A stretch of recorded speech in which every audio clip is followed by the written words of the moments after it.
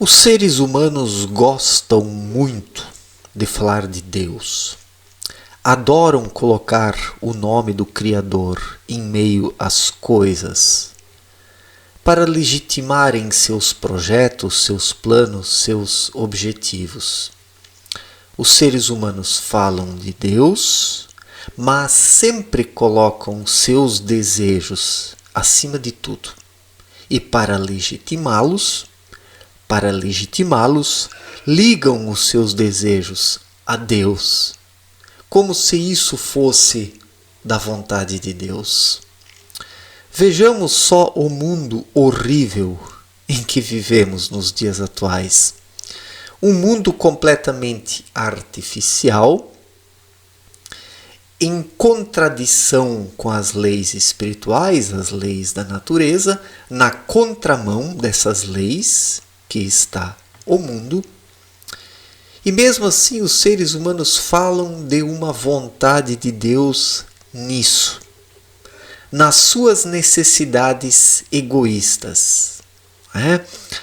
As pessoas se preocupam com as coisas mais comezinhas, com as coisas mais pequenas e ínfimas, acreditando que isso é do agrado de Deus.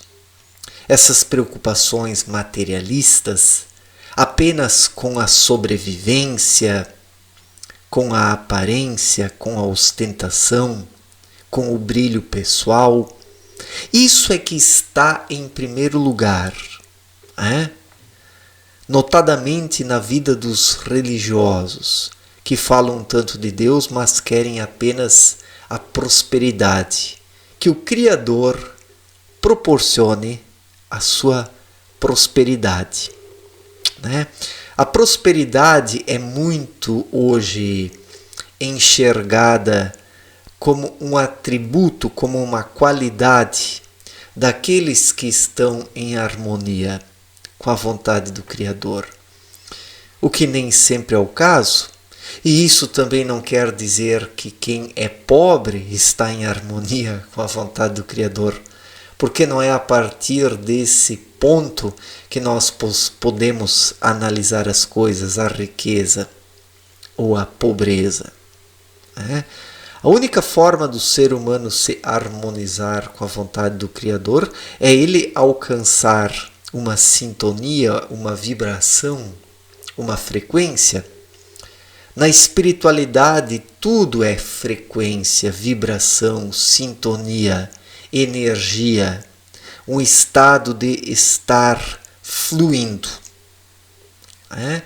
Então, para se harmonizar com a vontade do Criador, o ser humano precisa fluir, buscando algo mais da vida, não apenas a sobrevivência e aquilo que todos buscam. Então, infelizmente, existe um grande mal-entendido nas questões religiosas. Os seres humanos terrenalizaram tanto as coisas, ou melhor, colocaram seus desejos em tudo, e para legitimar esses desejos, buscam dar um carimbo divino nisso, como se fosse possível carimbar divinamente essas medíocres e ínfimas preocupações e necessidades humanas. Mas assim são os seres humanos, eles se preocupam com os seus desejos, com as suas vontades, e não com aquilo que o Criador quer e espera deles. Então esta é a grande contravenção, este é o grande crime espiritual da humanidade, que vive egoisticamente há milênios, que busca atender apenas às suas necessidades, virando as costas para as leis espirituais, e daí busca legitimar isso por meio de religiões. Sendo que as religiões viraram meras carapuças para encobrir as podridões humanas.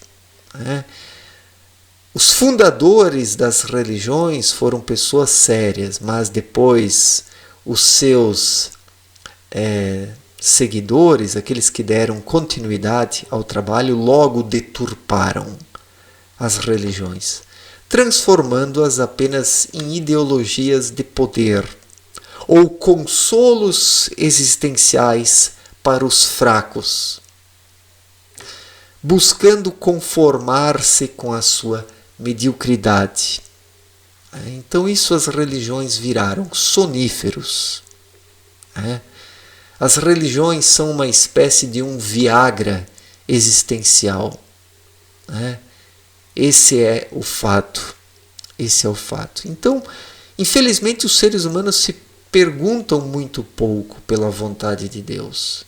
Perguntam pelos seus desejos. O negócio é alcançar a sua sobrevivência, o seu sucesso profissional e financeiro, obter bens materiais numa determinada medida, ter conforto, ter uma certa qualidade de vida, poder adquirir algum luxo, alguma ostentação. É isso que os seres humanos buscam, em sua maior parte. Pelo menos 90% da humanidade busca apenas isso. Olha, ainda sendo bonzinho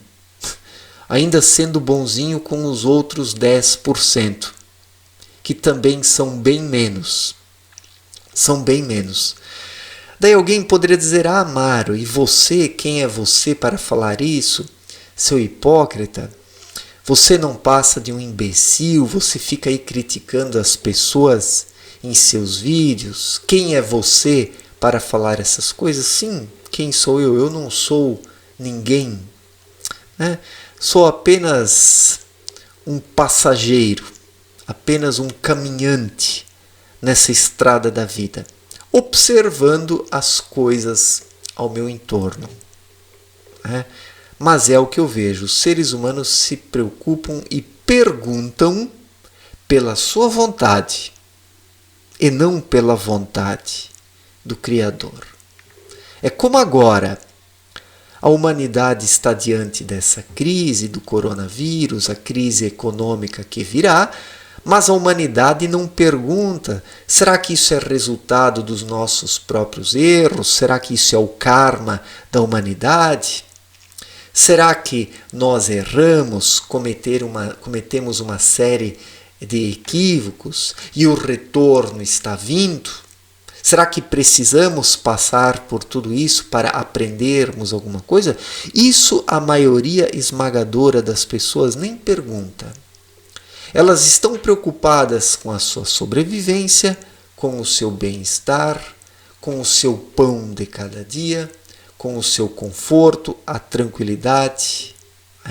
Uma vida sem preocupações. É isso que as pessoas querem e buscam. Não que não se possa e não se deva buscar um pouco disso dentro de uma medida razoável e equilibrada. Mas não apenas isso. Não apenas isso.